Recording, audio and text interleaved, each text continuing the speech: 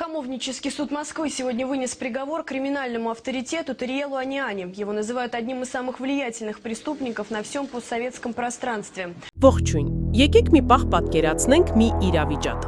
Դուք Մատրոսկայա Տիշինայի խոցում եք Ռուսաստանի երևի ամենահայտնի ու ամենախիստ մեկուսարաններից մեկում։ Ու հենց այնտեղ քարե պատերի միջով ձեզ մի լուր է հասնում։ Ձեր դեմ մահվան դատավճիռ են կայացրել։ Ոչ թե դատարանը, այլ հետխորհրդային տարածքի 36 ամենաազդեցիկ քրեական հեղինակությունները ու ցուցակի գլխին երկու անուն է՝ լեգենդար Յապոնչիկ ու Դեդ Հասան։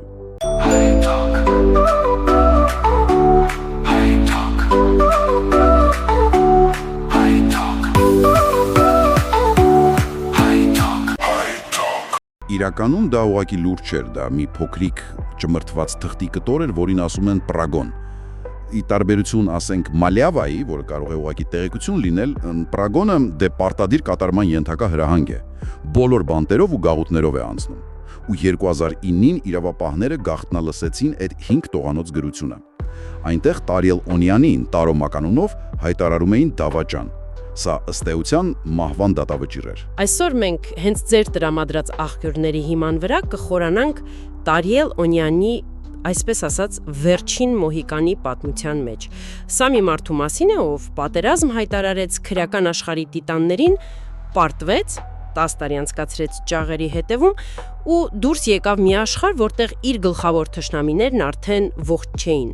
Իշխանություն, դավաճանություն ու իհարկե վրեժ։ Եկեք փորձենք հասկանալ ոնց ամեն ինչ հասավ այս կետին։ Դե ամեն ինչ սկսվում է Վրաստանից, Ըթխիբուլի անունով մի փոքրիկ հանքարդյունաբերական քաղաքից։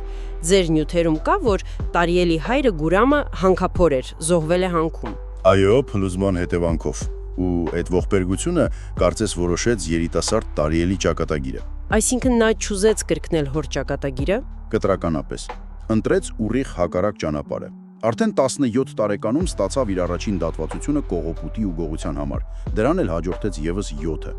Փաստացի բանտը նրա համար դարձավ համալսարան, որտեղ նա սովորեց ոչ թե ենթարկվել, այլ ղեկավարել։ Արդյունքում արդեն 20 տարեկանում 1979-ին նրան թագադրում են։ Ու ոչ թե 1-2 հոգի, այլ 17 հեղինակավոր վրացի գողեր։ Ստանում է Տարո մականունը։ 17 հոգի 20 տարեկանում դա երևի աննախադեպ է։ Այո, աննախադեպ վաղ տարիք էր Նվան Տիտրոսի համար։ Եվ արդեն 80-ականների վերջին նա ոչ միայն հեղինակություն էր, այլև գլխավորում էր ամենահզոր Քութայիսի խմբավորումը՝ 50 օրենքով գող ու մոտ 500 շարքային անդամ։ Ձեր աղբյուրներում անընդհատ շեշտվում է, որ նա հին դպրոցի ներկայացուցիչ էր։ Ինչ է դա նշանակում։ Տարբերվում էր, ասենք, նարինջներից։ Կարծում եմ լսողների համար սա պետք է բարձրաբանել։ Դե նարինջներ մկանունը տվել են, որովհետև նրանք ոնց որ հարավից բերված միրգը արհեստական էին այդ աշխարհի համար։ Այսինքն իրենց տիտրոսները ստանում էին ոչ թե տարիներով բանտերում հեղինակություն ձեռք բերելով, այլ ուղղակի փողով գնելով։ Հասկանալի է։ Իսկ Տարոյի համար, ով հավատում էր անխախտ կանոններին, գողը չպետք է աշխատի, ընտանիք չունենա, չհամագործակցի իշխանությունների հետ, սա քայքայում էր ամբողջ համակարգի հիմքը։ Նայեք, սա ոչ թե ուղղակի ռոմանտիկա էր, այլ իր իշխանության հիմքն էր։ Մի աշխարհում, որտեղ նոր գործարարները կապեր էին հաստատում պետության հետ, Տարոյի հեղինակությունը կառուցված էր հենց այդ կանոնների շղթման վրա։ Իսկ դա նրան դարձնում էր ավելի խոցելի, չէ՞։ Միանշանակ, խոցելի ավելի պրագմատիկ մրցակիցների համար։ Ու այդ մրցակիցներից ամենահայտնին, ինչպես երևում է, Վյաչեսլավ Իվանկովն էր, Յապոնչկը։ 90-ականներին, երբ Մոսկվայում քրեական պատերազմներ էին, Տարոն հեռանում է Եվրոպա, ու պատճառներից մեկը հենց նրա հետ ունեցած կոնֆլիկտներ։ Այդ թշնամանքի արմատները գնում են դեռ 80-ականների վերջ Տուլունի բանտ։ Տարոյի շատ մտերիմ ընկերը Իլիաս Սիմոնյան, Մախո մականունով, կոնֆլիկտ ունեցավ Յապոնչիկի հետ։ Իվանկովը դե չէր ճանաչում Մախոյի հեղինակությունը ու բացահայտ պայքար սկսեց նրա դեմ։ Մալյավաներ էր ուղարկում, անվանում էր Կոմսոմոլիսան։ Ու վերջում ինչ եղավ։ Վերջում Յապոնչիկը կարողացավ կազմակերպել Մախոյի թագազրկումը։ Տարոն դա ընդունեց որպես անձնական վիրավորանք, որպես մարտահրավեր։ Հասկանալի է։ Նա գիտեր, որ երբ Յապոնչիկը դուրս գա, բախումն անխուսափելի է։ Դրա համար էլ նախընտրեց տեղափոխվել Եվրոպա։ Սկզբից Փարիզ, հետո Իսպանիա։ Այսինքն նա հեռանում է Ռուսաստանից, որ Յապոնչիկի հետ բացահայտ չբախվի, Բայց մարդը, ով 500 հոգանոց խմբավորում էր ղեկավարում, հաստատ ուղակի թոշակի չէր անցնում Փարիզում, չէ՞։ Իհարկե ոչ։ Նա կառուցում էր միջազգային սինդիկատ։ Ձեր աղբյուրները մանրամասնում են. մաքսանենգություն, ոսկի, գինի, ծխախոտ, կեղծ փաստաթղթերի պատրաստում։ Բայց ամեն ինչ սրվեց 1998-ին։ Այո, երբ Վիեննայի կենտրոնում ցերեկող սկանվեց յապոնչիկի մտերիմ գործընկեր Դավիթ Սանիկիձեն, 3 կրակոց ծոծրակին, շատ լկտի ցուցադրական սպանություններ։ Սպասեք։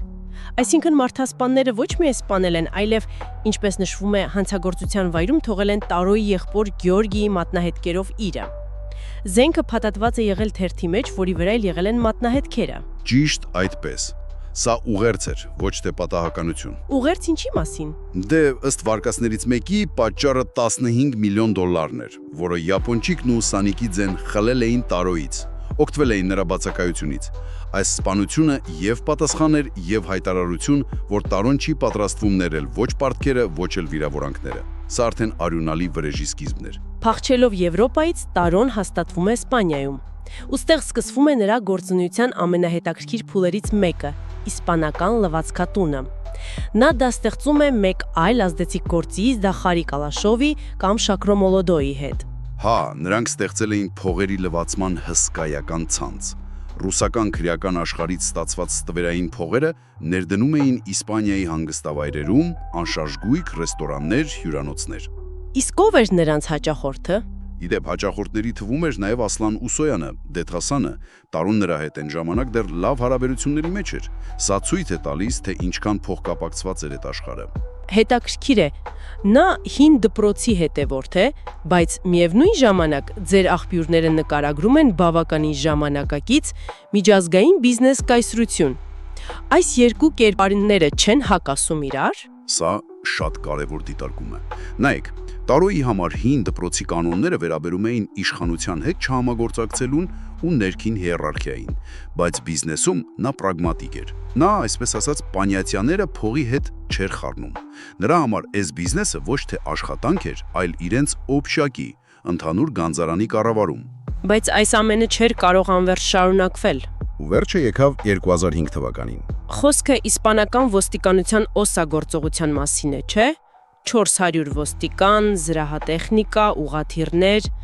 հոլիվուդյան ֆիլմի տեսարան է հիշեցնում։ Հա, բայց Տարոն երևում է տեղեկացված էր։ Կարողացավ փախչել գործողությունից ընդամենը 1 ժամ առաջ։ Բայց ոստիկանությունը ձերբակալեց նրա 12-ամյա դստերը, Գվանցային, փաստացի պատանդ վերցրին։ Փաստացի այո։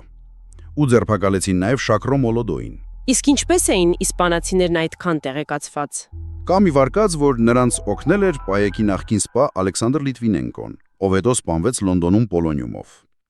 Ասում են հենց նա էր իսպանական իշխանություններին փոխանցել ռուսական մաֆիայի մասին մանրամասն դոսիե, ինչն էլ հիմք դարձավ այս մասշտաբային գործողության համար։ Այսինքն խաղն արդեն դուրս էր եկել զուտ քրեական շրջանակներից։ Միանշանակ։ Եվ ահա Շակրոյի ձերբակալությունը դառնում է այն կայծը, որից բռնկվում է մեծ պատերազմը։ Ճիշտ այդպես։ Դեթ-Հասանը փորձում է տիրանալ Շակրոյի հսկայական ակտիվներին Ռուսաստանում, կազինոներ, շուկաներ։ Բայց Տարոն, համարելով Շակրոյին իր մարդը, պահանջում է այդ ամենը իրեն։ Սա արդեն բացահայտ պատերազմ էր։ Այո, եւ այդ դիմակայությունը ընթանում էր գողական սխոթքների, այսինքն հավաքների միջոցով։ Դա նրանց դատարանն էր։ Տարոն թաքազրկում է Դեթ-Հասանի մարդուն։ Ի պատասխան Դեթ-Հասանն ու նրան միացած ԱՄՆ-ից վերադարձած յապոնչիկը Կրիստալ խաղատանը կասկածի տակ են դնում հենց Տարոյի տիտղոսը։ Սա արդեն առանց կանոնների պատերազմ էր։ Այո։ Տարոյի պատասխանը եղավ 2008-ի լեգենդար սխոթքան Պիրուգովյան ջրամբարում նավի վրա։ Նա հրավիրել էր իր հակառակորդներին հարցեր լուծելու, բայց նրանք չեկան։ Փոխարենը ուղղաթիռներով ժամանեց հատուկ ջոկատը։ Կադրերը, թե ոնց են հեղինակությունները նետվում ջուրը, բոլոր հերոստալիքներով ցույց տվեցին։ Բայց սա ռազմավարական տեսանկյունից մեծ սխալ չէր։ Նա հրավիրում է բոլորին, բայց փոխարենը գալիս է հատուկ ջոկատը։ Նա չէր կանխատեսել, որ իշխանությունները կօգտվեն առիթից։ Կա երկու տեսակետ։ Առաջինը նա իսկապես թերագնահատեց իր հակառակորդների կապերը ուժային կառույցներում։ Երկրորդ, ավելի հավանական վարկածն այն է, որ նա գիտեր, որ իրենց կձերբակալեն։ Նրա համար կարևոր էր ցույց տալ, որ ինքը չի վախենում։ Նա ցույց էր տալիս, որ Մոսկվան իր տարածքն է։ Ուժի ցուցադրություն էր, որը ձախողվեց։ Այո, ու ըստ էության արագացրեց նրա անկումը։ Եվ այդ անկումը եկավ 2009-ին, երբ Տարոյին ձերբակալեցին գործարար Ջոնի Մանագաձեի առևանգման եւ $500,000 շորթելու մեղադրանքով։ Սա ներկայացվում է որպես ցուղակ։ Հա, շատերը համոզված են, որ դա դեդասանի ու յապոնչիկի կազմակերպած օպերացիան էր Տարոյին խաղից դուրս բերելու համար։ Ըստ մեղադրանքի Մանագազեին առևանգել էին, տարել սրճարան, դաժանաբար ծեծել բեյսբոլի մականով ու այս ամենին ներկա եղել Տարոն։ Դա բավական էր նրան երկար ժամանակով մեկուսացնելու համար, Ու մենք վերադառնում ենք այն կետին, որտեղից սկսեցինք։ Մադրասկայի Տիշանայի խցում նա ստանում է այն մահաբեր պրոգոնը, ստորագրված 36 հեղինակությունների կողմից։ այո, դա մահվան դատավճիռ էր։ Կատարման ենթակա ցանկացած բանտում ցանկացած կալանավորի կողմից։ Նրան փրկեց միայն այն, որ ուղերձը գաղտնալսվեց ու Տարոյին անմիջապես տեղափոխեցին մեկուսացված խոց։ Կանխեցին հաշվի արդարը։ Ճիշտ այդպես։ Իսկ հետո սկսվեց վրեժը։